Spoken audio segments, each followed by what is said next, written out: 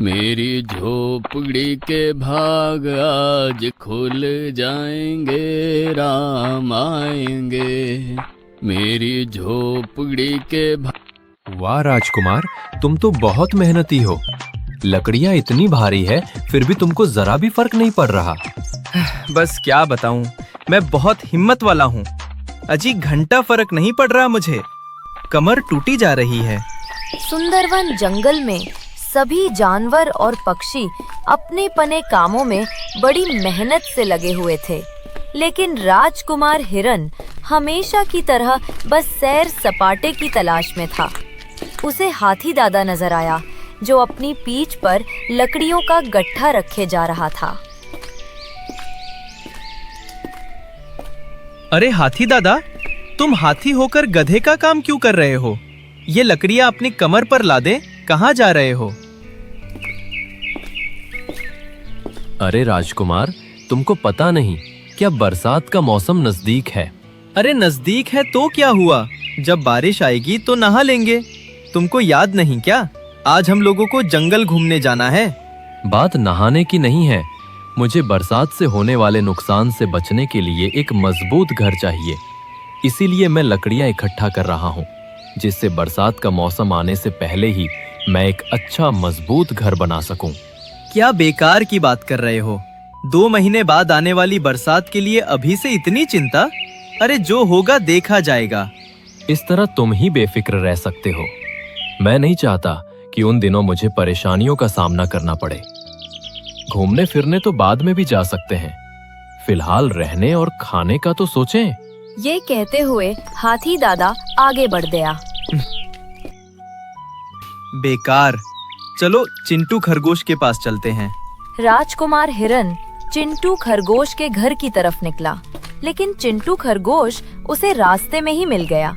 उसने पाया कि चिंटू खरगोश अपने हाथों में कई सारी गाजरें लिए हुए अपने घर की तरफ ही जा रहा था। अरे चिंटू, क्या हुआ? आज सुबह से ही भूख लगने लगी क्या? तुमको पता नहीं, हमें आज ड्रीमलैंड जंगल घूमने जाना है। नहीं भाई, भूख नहीं लग रही है।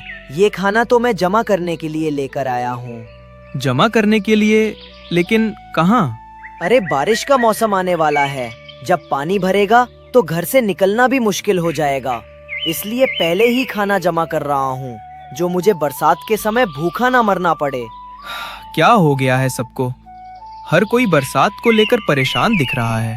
वो चुनचुलाता हुआ आगे बढ़ा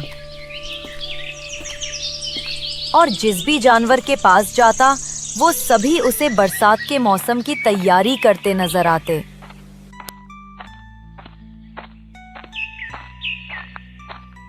आखिरकार वो थक हार कर अपनी गुफा में वापस पहुंचा।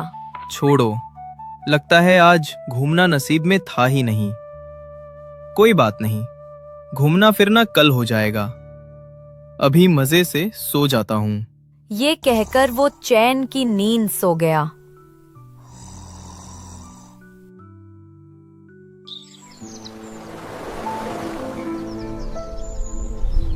अगली सुबह जब उसकी आंख खुली तो वो फिर से हाथी के पास पहुंचा।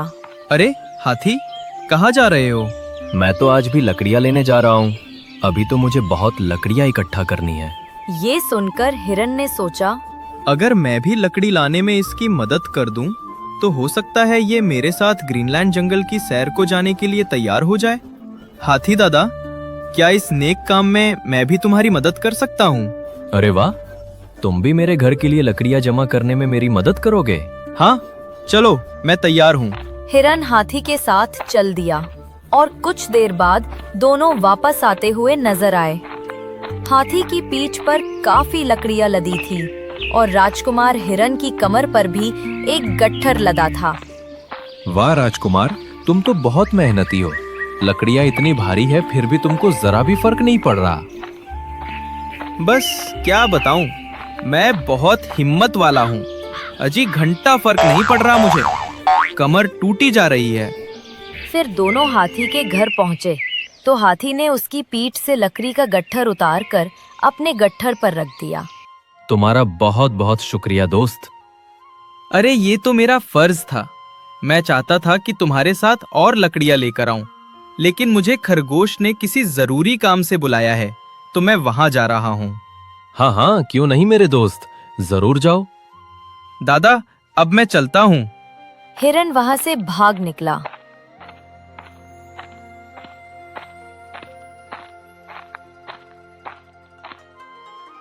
अरे बाप रे, मौत मारी गई थी कि उसकी मदद करने के लिए तैयार हो गया।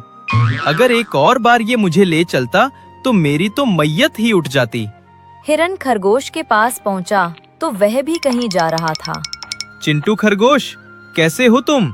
देखो हिरन, मैं घूमने नहीं जा सकता। पहले मुझे मेरे खाने के लिए गाजरें इकट्ठा करनी है।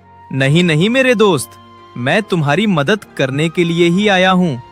चलो, मैं भी तुम्हारे साथ गाजर लेने चलता हूँ। ये सुनकर खरगोश खुश हुआ और दोनों गाजर के खेत में पहुंचे। वहां जाकर खरगोश ने कहा, राजकुमार, तुम उस तरफ से गाजर तोड़ो और मैं इस तरफ से, ठीक है? इन दोनों ने गाजरें तोड़ी। खरगोश ने कुछ गाजरें हिरन की कमर पर बांध दी और अपने हाथ में कुछ गाजरें भर ली। अरे रुक जा, अभी तुझे मजा चखाता हूँ। एक किसान आया और उसने हिरन के पिछवाड़े में 2 डंडे लगाए। अरे मर गया रे। हिरन और खरगोश दोनों वहां से ऐसे भागे कि खरगोश के बिल के पास आकर रुके।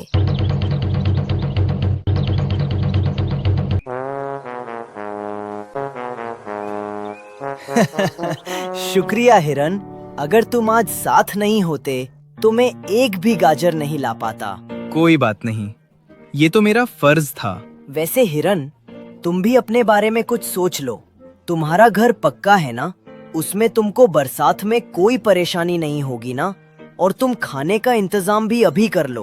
बरसात में खाने का इंतजाम कहाँ से करोगे? मेरी गुफा बहुत ऊंचाई पर बनी है, तो उस तक बारिश का पानी पहुंच ही नहीं पाएगा। और रही बात खाने की, तो वो तो उस समय ही देखा जाएगा। मैं अभी से टेंशन लेकर अपना दिमाग खराब करना नहीं चाहता। अभी यहाँ से कट लेता हूँ, वरना ये फिर से मुझे डंडे खिलाने ले जाएगा। हिरन इसी तरह पूरी बेफिक्री से रहा और फिर 2 महीने बाद बरसात शुरू हो गई। जंगल में जगह जगह पानी भर गया। काफी पेड़ नष्ट हो गए। खेतों में भी पानी जमा हो गया। लेकिन हिरन अपनी गुफा में बैठा मुस्कुरा रहा था। सभी परेशान हैं, लेकिन मुझे परेशानी हो ही नहीं सकती, क्योंकि मेरी गुफा तो सबसे ऊंचाई पर बनी है। चाहे आधे जंगल में पानी भर जाए, लेकिन मेरी गुफा के अंदर पानी पहुंच ही नहीं सकता। तभी उसे पीछे से कुछ आवाज सुनाई दी। अरे, ये कैसी आवाज है? उसने पीछे पलटकर देखा तो सामने से पानी की लहर उसकी तरफ आ रही थी। अरे ये क्या? मेरी गुफा के अंदर तो पानी गया ही नहीं। फिर ये पानी अंदर की तरफ से कैसे आ रहा है? अभी वो सोच ही रहा था कि तभी पानी का एक बड़ा सा बहाव गुफा के अंदर की तरफ से आता नजर आया। अरे बाप रे, भागो! वो अपने आप को बचाने के लिए गुफा से बाहर भाग निकला और वो बहाव किसी सैलाब की तरह गुफा से बाहर आया। वो उसकी गुफा न लगकर अब एक झरना बन गई थी, जिसके अंदर से पानी बह रहा था। ये क्या हो रहा है? भला गुफा के अंदर से पानी कैसे निकल रहा है? वो अब सोच में डूबा हुआ वहां से आगे बढ़ गया। बारिश का ठंडा पानी और हवाएं उसकी तबीयत खराब करने में कामयाब हो रही थी। उसने कई जानवरों और पक्षियों को देखा जो अपने अपने घरों में सुरक्षित बैठे थे,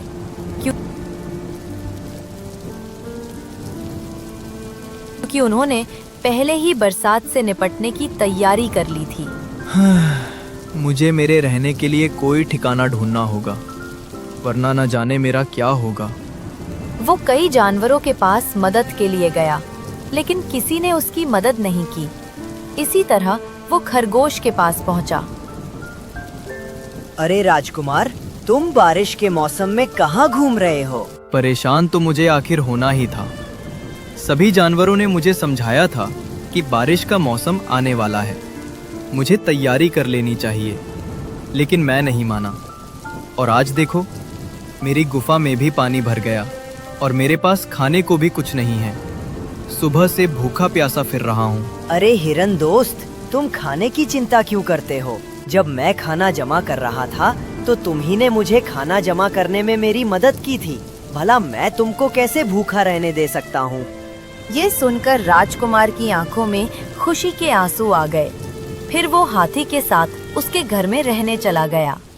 हाथी ने लकड़ी का एक मजबूत घर तैयार कर रखा था, जिसके अंदर वो दोनों आराम से रहने लगे। हिरन को अब एक सीख मिल गई थी। उसने प्रण लिया कि अगले साल बरसात का मौसम आने से पहले ही वो अपने खाने और रहने का बंदोबस्त कर लेगा और आलस हमेशा के लिए छोड़ देगा। बारिश का मौसम आने वाला था, इसलिए जंगल के सभी जानवर खाना इकट्ठा करने में लगे हुए थे। हर कोई जानवर बहुत सारा खाना इकट्ठा करना चाहते थे, ताकि बारिश आए तो उनको खाना ढूंढने में कोई दिक्कत ना हो और इकट्ठा किए हुए खाने से ही उनका काम चलता रहे। उस जंगल में कोई और भी था जिसे अपने भविष्य की कोई भी चिंता नहीं थी। वो पूरी तरह अपने आज पर ही निर्भर था। अरे भोलू भैया, सारे जंगल के जानवर खाना इकट्ठा करने में लगे हैं। तुम भी अपने आने वाले भविष्य के लिए चिंतित रहो और खाना इकट्ठा कर लो। अरे चुलबुली, तुम क्यों भविष्य की चिंता करती हो? जो कुछ है बस आज है, कल की क्या पता हमारे साथ क्या हो। मान लो तुम्हारी बात मानकर मैं भोजन इकट्ठा कर भी लूं और कल को मेरे साथ कुछ अनहोनी हो जाए तो मेरी सारी मेहनत तो बेकार जाएगी। इससे अच्छा है जितना मिले उतने में ही खुश रहो। भंडार करने की कोई आवश्यकता नहीं है। देखो भोलू, तुम मेरे अच्छे दोस्त हो, इसलिए मैं तुमको तुम्हारे आने वाले कल के लिए सचेत कर रही हूँ। जब बारिश और बारिश के बाद सर्दियों का मौसम आएगा, जंगल में चारों तरफ बर्फ पड़ने लगेगी। तब खाने की बहुत दिक्कत होगी। तब तुम क्या करोगे? तब कहाँ से खाना खाओगे? अरे तब का तब देखा जाएगा चुलबुली, मैं कल में विश्वास नहीं करता। जो कुछ है आज है, तो मेरी बात मानो और तुम भी अपने भविष्य के लिए चिंतित ना होकर वर्तमान में जियो, मेरी तरह। अरे बोलू भैया, तुमको समझाना ही बेकार है। तुमको समझने के चक्कर में मैंने अपना कीमती समय खो दिया। जितना मैं तुमसे मगजमारी की है, उतने में मैं और खाना इकट्ठा कर लेती। अरे चुलबुली, तुम्हारे पास इतना टाइम भी नहीं है जो अपने दोस्त के लिए थोड़ा सा निकाल सको। तुमने मुझसे थोड़ी देर क्या बात कर ली? तुम इसको मगजमारी कह रही हो? नहीं गधे भाई, मेरा कहने का वो मतलब नहीं था। मैं तो तुमको तुम्हारे भविष्य के बारे में चिंतित कर रही थी। बस तुम मेरी बात को ध्यान रखना। जब जंगल में तेज बारिश के बाद भयानक सर्दी आएगी, तब सारा जंगल बर्फ से ढका रहेगा। उस समय तुमको खाने की बहुत दिक्कत होगी। इसलिए मेरी बात मान लो और खाना इकट्ठा कर लो। लेकिन चुलबुली की बातों का कुछ भी असर नहीं हुआ। चुलबुली ने भी उसको समझाना छोड़ दिया और वहाँ से चली गई। भोलू गधा पूरे दिन मस्त खाता पीता रहता था और खा पीकर पेड़ की छांव में आराम करता था। उसको ना कल की फिक्र थी, वो तो आज में विश्वास रखता था। अरे यार, इन जानवरों को यूं गधे की तरह मेहनत करते देखा मुझको बहुत हंसी आ रही है। मैं गधा होकर भी इतना काम नहीं करता और ये गधे नहीं हैं, तब भी सारा दिन काम में लगे रहते हैं। कौन समझाए मूर्खों को कि दिन में थोड़ा बहुत आराम भी करना चाहिए। अरे हाथी गजराज, बोझा ढोना तो हमारा काम है, पर तुम काहे लादे फिर रहे हो? ये बोझा नहीं है मेरे दोस्त, ये घर की जिम्मेदारी है जो तुम नहीं समझोगे। फिर भी मैं तुमको बता देता हूँ कि मैं बारिश से बचने के लिए खाना इकट्ठा कर रहा हूँ, क्योंकि तब बारिश होगी तो पूरे जंगल में पानी भर जाएगा और खाना नहीं मिलेगा। इसलिए मैं अपने कल के लिए चिंतित हूँ और खाना इकट्ठा कर रहा हूँ। इतना बोलकर हाथी गजराज वहाँ से चला गया और भोलू अपने आप से बड़बड़ाने लगा। अरे यार, इन जानवरों को पता नहीं क्या हो गया है। जिसे देखो काम में लगा पड़ा है। अरे और कोई एक जानवर मिल जाए जो मेरे साथ काली पहाड़ी तक चले। बहुत दिन हो गए वहाँ पे घूमकर नहीं आए। तभी भोलू की नजर भालू दादा पर पड़ती है। वो उसकी ओर दौड़ कर जाता है। अरे भालू दादा, तुम ये क्या कर रहे हो? सारा दिन पेड़ की छांव में आराम करते रहते हो तुम, और सारा दिन सोते रहते हो तुम। जहां एक तरफ सारे जंगल के जानवर खाना इकट्ठा करने में लगे हुए हैं और तुमने आने वाले कल के लिए एक टाइम का खाना भी इकट्ठा नहीं किया है और मुझको जाकर आलसी कहते हो, तुमको थोड़ी सी भी शर्म नहीं आती क्या?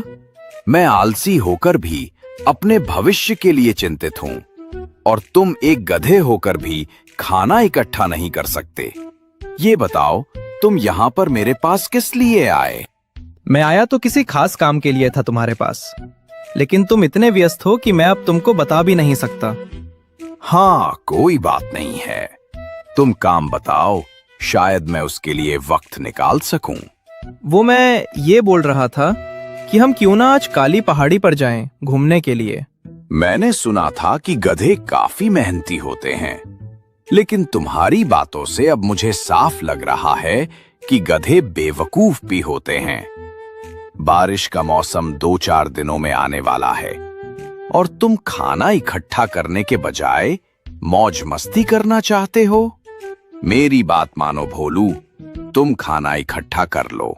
अरे यार, ये भालू दादा कब से मेहनती हो गया? मैंने तो इसको पहले कभी काम करते नहीं देखा। तभी उसकी नजर वहाँ पर बैठी चुलबुली पर पड़ती है। अरे चुलबुली, तुम यहाँ पर क्यों बैठी हो?